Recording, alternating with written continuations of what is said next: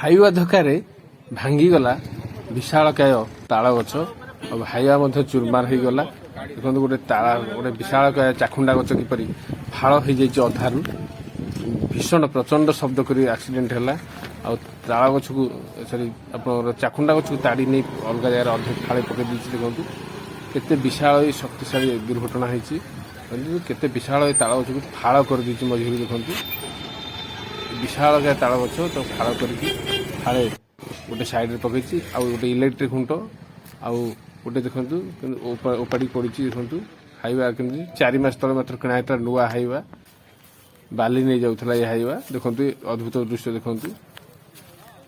ଆଉ କାଟିକି ହାଇୱାକୁ ତାଡ଼ିକି ବାହାର କରାଗଲା ଡ୍ରାଇଭରକୁ। ରକ୍ତାକ୍ତ ଅବସ୍ଥାରେ ଡ୍ରାଇଭରକୁ ବାହାର କରାଗଲା।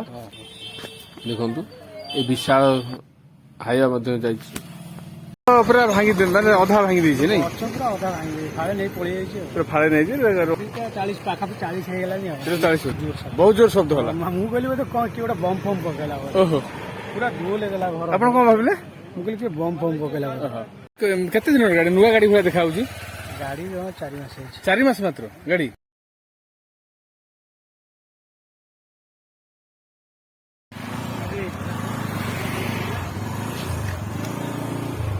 ତିନି ଚାରିଟା ଖଣ୍ଡ ଗଛ ଭାଙ୍ଗିଛି ବୋଧେ। 5ଟା ଗଛ। ତାଳ ଗଛ ଗୋଟେ, ଇଲେକ୍ଟ୍ରିକ୍ ଖୁଣ୍ଟ ଗୋଟେ, ଆଉ ଅଲଗା ଗଛ ସବୁ ନାଇଁ। କେନ୍ଦ୍ରାପଡ଼ା ସହରର ଏହି ଘଟଣାଟି ଘଟିଛି।